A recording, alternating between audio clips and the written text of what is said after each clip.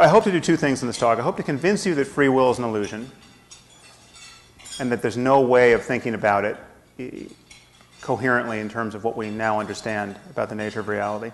The problem is free will is just a non-starter philosophically and scientifically. There's no, unlike many other illusions, there's no way you can describe the universe so as to make sense of this notion of free will. Free will as a concept is so incoherent that it can't be mapped onto any conceivable reality.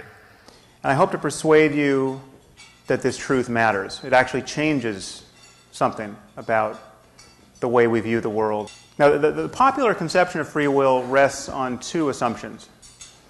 The first assumption is that each of us was free to behave differently than we did in the past. If you could rewind the movie of your life to some moment 10 minutes ago or 10 hours ago, 10 years ago, you would be able to proceed differently than you did. If you chose A, you could have chosen B. If you became a firefighter, you could have become a policeman. You had chocolate ice cream, you could have chosen vanilla. It certainly seems to most of us, most of the time, that this is the universe we're living in. The second assumption is that each of us is the conscious author of our thoughts and actions. So that the part of you that thinks and perceives and experiences your life in the present moment is actually the author of your thoughts and choices and subsequent behavior. Now, the problem, unfortunately, is that we know that both of these assumptions are false. The first problem is that we live in a world of cause and effect, and either our wills are determined by a long chain of prior causes, and we're not responsible for them, or they're determined by some random influences, and we're not responsible for them.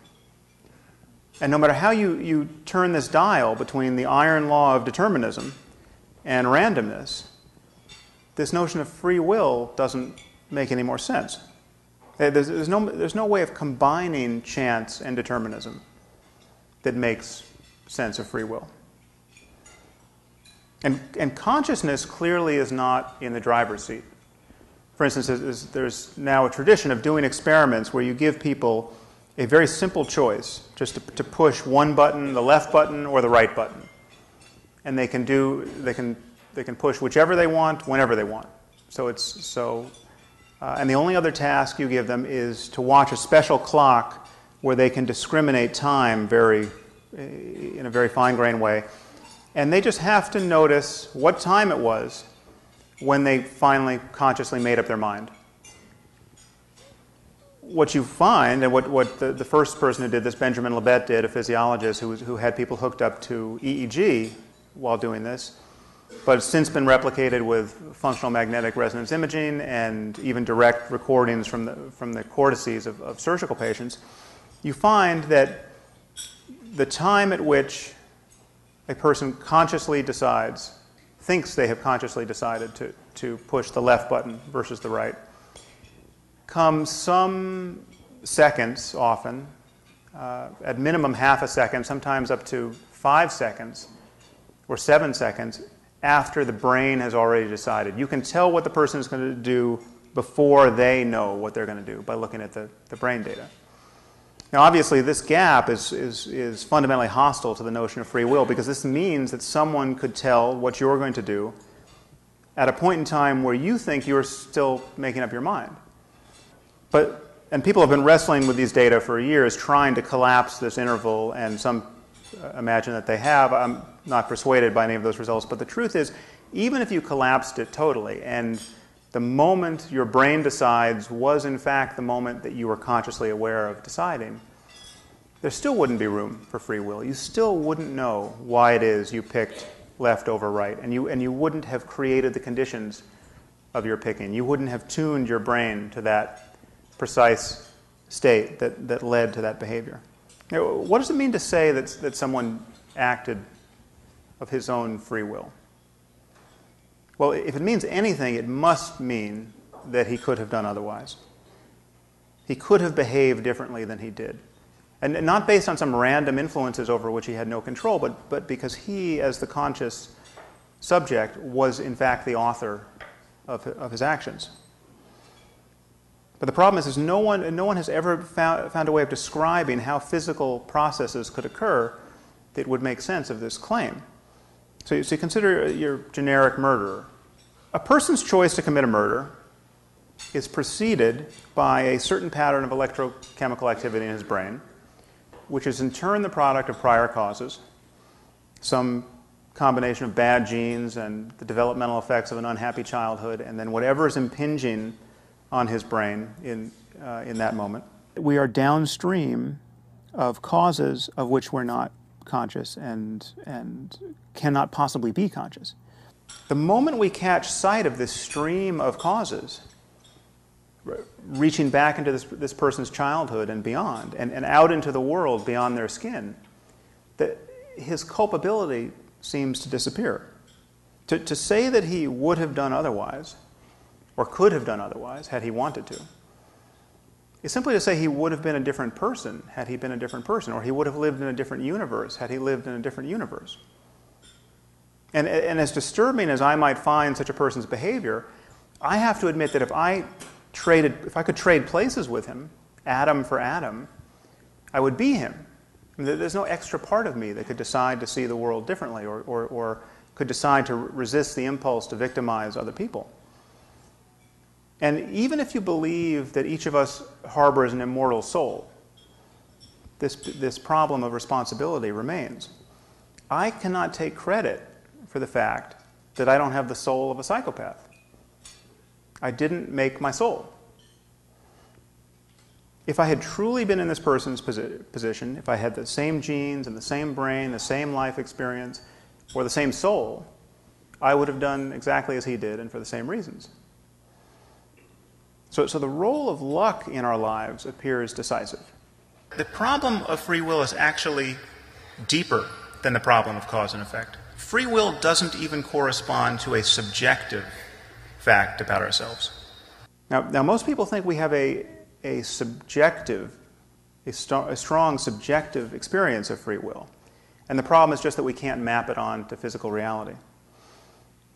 This, I think, is an illusion. I think we actually do not feel as free as we think we do. This relies on us not paying very close attention to what it's like to be us. The truth is we feel or presume an authorship over our actions, over and thoughts, over a certain channel of information in our conscious minds that is illusory. The endurance of free will as a philosophical problem in need of a solution is born of the fact that most of us feel that we freely author our thoughts and intentions and actions, therefore. However difficult it may be to make sense of this in logical or scientific terms. There is actually no evidence of free will in our experience. And if you pay close attention to your experience, you can see this. If you pay attention, you can see that you no more author the next thing you think than the next thing I say. Thoughts simply appear in consciousness. What are you going to think next? What am I going to say next? I could suddenly start talking about why we don't eat owls. Why don't we eat owls? They seem perfectly good. Okay. Now, where did that come from? Okay. It came out of nowhere as far as you're concerned, but the same thing is happening in your own mind at this moment. I mean, you've all made an effort to be here tonight, presumably because you wanted to hear what I had to say about free will, and now you're trying to listen to me, but you also have a voice in your head that says things. Haven't you noticed? And it says things. It says things that are completely unconstrained at times by the thing you're trying to focus on. I mean, I'm standing up here trying to reason with you, and you will think, he does look a little like Ben Stiller.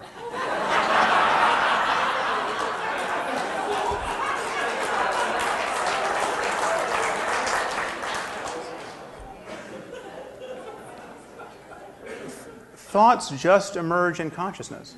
Okay, we are not authoring them. We can't choose them before we think them. That would require that we think them before we think them. If you can't control your next thought, and you don't know what it's going to be until it arises, where's your freedom of will? The contents of consciousness are born of an unconscious mental life. You can't honestly take credit for your unconscious mental life. You're making millions of decisions right now with organs other than your brain, of which you're not conscious of. But you don't feel responsible for these decisions. I mean, are you making red blood cells at this moment? Now, your body is, hopefully. But if it were to stop doing this, you would be the victim of that change. You wouldn't be its author. Our experience in life is actually totally compatible with the truth of determinism. We don't have this robust sense of free will the moment we actually pay attention to how thoughts and intentions arise. And again, it's important to notice that this is true whether or not we have immortal souls. I mean, the case I'm building against free will does not presuppose philosophical materialism. But even if we have souls that are somehow loosely integrated with the brain, the unconscious operation of a soul grants you no more free will than the unconscious neurophysiology of your brain does.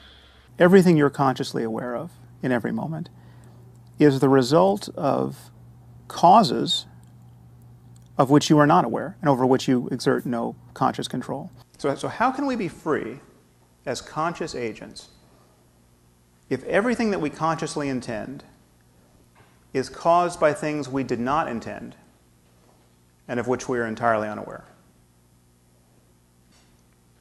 We can't. We can't choose what we choose in life. And when it seems that we choose what we choose, so perhaps when going back and forth between two options, we don't choose to choose what we choose. There is a regress here that ends in darkness. Yes, you are free to do whatever you want, but where do your desires come from? The next choice you make is going to come out of a wilderness of prior causes which you can't see and didn't bring into being.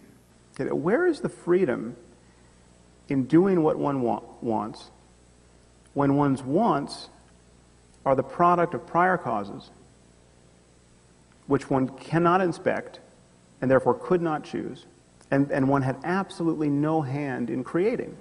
And what I'm going to do next remains a mystery that is fully determined by a prior state of the universe. From the perspective of your conscious mind, you are actually no more responsible for your next thought than you are for your birth into this world.